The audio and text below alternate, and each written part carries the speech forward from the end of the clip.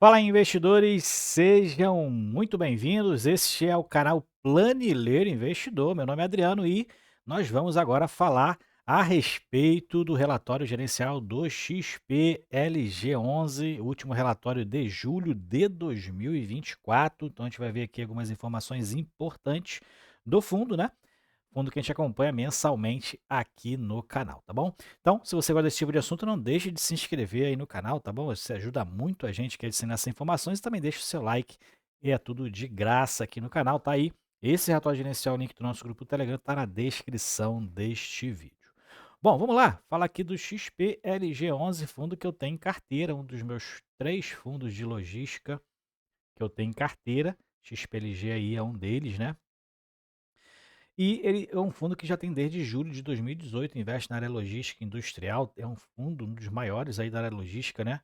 Acho que agora só o BTLG11, que é o que está maior que o XPLG. Claro, o HGLG também é um fundo também bilionário, mas o XPLG está ali caminhando entre esses fundos aí, 3,3 bilhões de patrimônio líquido, são mais de 349.500 cotistas, e eu sou um deles. E também, se você se inscreve aí, deixa o seu like, tá? Porque todos os meses acompanhamos o XPLG e o que a gestão está fazendo, o que está acontecendo de mais importante no fundo, tá? Gestão ativa, né? Gestão essa que é feita pela XP Vista, tem taxas de administração, de gestão ali, né? Provavelmente paga a menor taxa 0,75, tem previsão de taxa de performance daquilo que exceder aí o objetivo do fundo, que é o benchmark aqui IPCA mais 6%. Bom, falando aqui do XPLG, né, algumas notícias aqui que já estão virando corriqueiras, né? Essas inadimplências que têm acontecido aí da empresa Dia, né? Que entrou em recuperação judicial, né? Então tem tido aí alguns problemas já desde março aqui no XPLG11, tá? Fundo que anunciou os proventos aí de juros 78 centavos, né? Tem mantido essa regularidade, esses proventos uniformizados, que é o objetivo, a estratégia do fundo, inclusive, né? Manter esses proventos iguais ali, praticamente, apesar dos resultados serem variáveis, né? Mantendo ali fixo praticamente a distribuição. Ele quer anunciar seus proventos no último dia útil que ele faz, do mês que ele faz referência, tá? Então anunciou no dia 31 de julho, e o 31 de julho, inclusive, foi aniversário do meu sobrinho, né? Parabéns para ele aí, tá trabalhando fora aí do estado.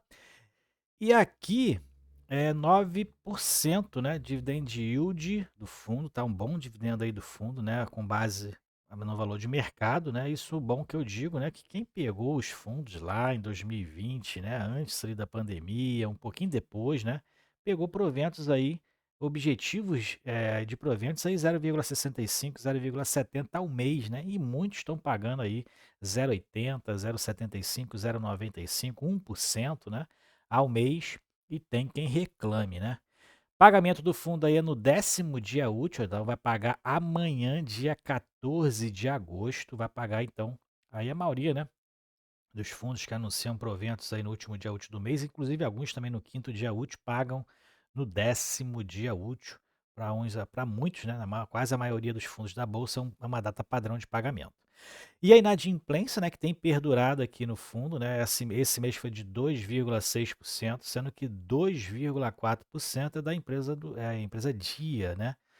E aí que desde março está efetuando os pagamentos do aluguel de um centro de distribuição, e do outro se encontra inadimplente, né? Então o CD lá de Ribeirão Preto, São Paulo, ele não tem honrado o pagamento desse centro de distribuição desde março de 2024, tá? Então o fundo está com algumas medidas aí contratuais sendo exercidas, só que está meio demorado, né? O fundo não está pagando já há algum tempo e nada é feito, né? A justiça, infelizmente, as leis aí do Brasil favorecem ao inquilino, né? Então o inquilino não está pagando e aí não consegue colocar para fora, não consegue medidas aí de garantias, é muito complicado isso aí.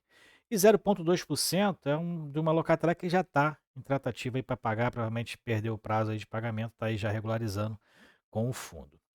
Bom, ele falando aqui também em relação ao fato relevante lá de junho, né, de 28 de junho, aí mais um pouquinho que um mês, o fundo recebeu a última parcela da cessão de créditos aí de 100% dessa opção de compra e venda da escala, né, no imóvel WTTP2. Então teve um ganho de capital aí bem interessante. O fundo está distribuindo isso aí gradativamente aí, ao cotista, né?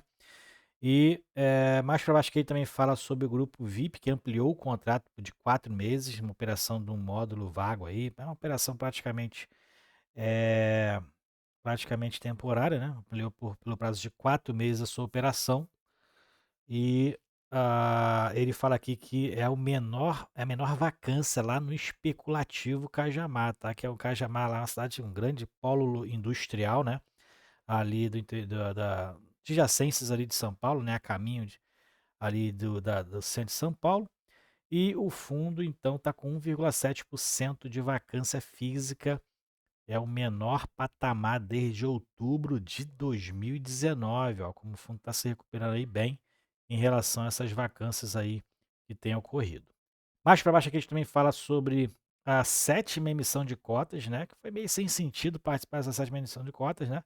Pretendia o fundo aí captar 280 milhões de reais, só que só integralizou 1,3 milhão. Ó, que absurdo, né? Então, muito menos aí do que estava previsto, né? Porque o preço de mercado estava muito mais abaixo do que o preço da subscrição. Então não tinha sentido participar da subscrição, porque é para ninguém rasga dinheiro, né? Enfim, o fundo ainda encerrou essa emissão aí captando 1,3 milhão. Dentro do fluxo financeiro, a gente verifica que a receita de locação foi de mais de 24 milhões e 600, né? Teve lucros imobiliários, o recebimento lá do grande capital da Scala, né?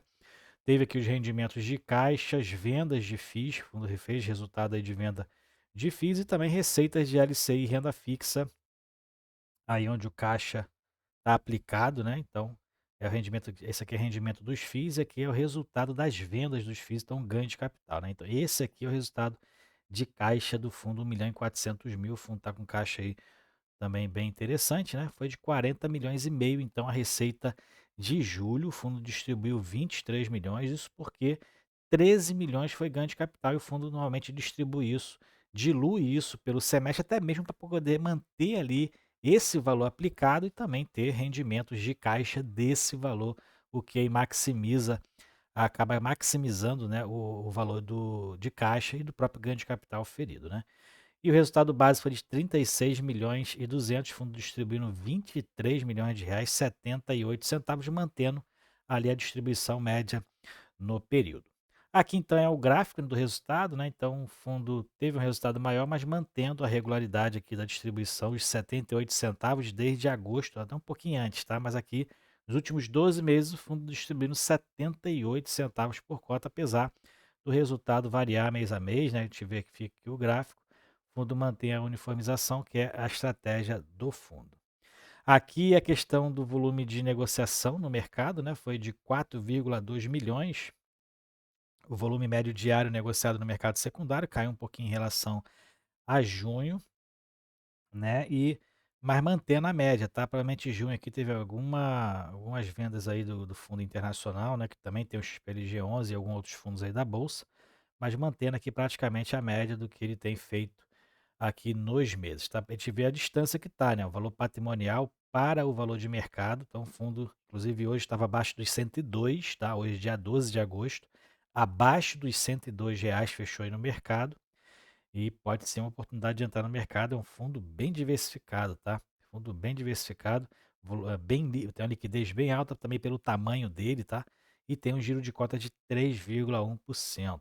A rentabilidade foi de 4,82%. Teve uma variação positiva na cota em relação a junho, ou seja, junho encerrou com um valor menor do que o valor fechado em julho e teve aí então um retorno bruto de 4,82%. Aqui em relação ao portfólio, nada mudou, né? Em relação aos últimos relatórios, o fundo tem 90% em imóvel, 58% de contratos atípicos. Tem aqui os principais locatários, né? Via Varejo, Leroy Merlin, Renner, Mercado Livre, Grupo Pão de Açúcar, Mobile e B2W, que é americana, né, praticamente. E outros aí, 45% de outros locatários que a gente vai ver a quantidade um pouquinho mais para baixo. O principal setor é o comércio varejista, IPCA ainda é o principal indexador, 78%. E em agosto não vai ter reajuste de nenhum contrato, 0%. mas 10% foram reajustadas em julho, que vai ter um reflexo já no mês de agosto. E o vencimento dos contratos, né, a pedido aí da gente tem feito aí há algum tempo, eles ampliaram aqui os gráficos, né? 46% vence só a partir de 2029, o prazo médio de vencimento dos contratos, ó, quase 6 anos, então médio prazo aí para poder quem quer investir pode ser interessante. E o que ele falou aqui em relação à vacância, ó, é que a vacância agora é o menor patamar desde 2019, então fundo se recuperando aí muito bem em relação às alocações, 1,7% apenas de vacância, isso é muito bom aí, né? O fundo tem uma alavancagem também, não muito, tem uma alavancagem baixa e está com uma ocupação aí de quase 100% das suas áreas brutas locáveis. Então, muito bom aí, né? O fundo passando por um momento bom. Essa é a distribuição geográfica em 6 estados diferentes. E esse é o overview do portfólio atual. Ó. 18 condomínios logísticos, então uma diversificação bem grande. 172 módulos performados, né? Tem um empreendimento ainda ali em algum momento, em alguns locais em construção de um empreendimento. Já ultrapassou mais de 1 milhão de metros quadrados de área bruta locável, se não me engano, é um dos maiores em área bruta locável aí do Brasil, tá? 58 locatários e está com uma inadimplência aí, a maioria da empresa Dia, que está em recuperação judicial, pagando apenas em um condomínio logístico que ela tem aí contrato. Vacância física de 1,7%, vacância financeira de 1,5%. Aqui são os principais, são os imóveis, né? São 18, então, condomínios logísticos. A maioria, o fundo tem 100% de participação. E o que ainda está em obra lá, o especulativo lá de Extrema, já tá um pedaço ali em obra, está em fase já de encerramento, né? De entrega dessa obra. E aqui é a lista, né? O detalhamento dos contratos. Fundo, então, tem vacância agora no Sudeste, praticamente, né? 1,4% de vacância no Sudeste, tem vacância um pouquinho lá no Nordeste, de 0,3%, e não tem vacância na região Sul, tá? Não tem vacância, inclusive um imóvel que acabou de adquirir lá em Gravataí, em Rio Grande do Sul, né? Pegou ele aí 100% de ocupação, pelo que a gente vê aqui, 100% de ocupação nesse condomínio logístico lá de Gravataí, fundo tendo apenas ali praticamente as vacâncias focadas no Sudeste.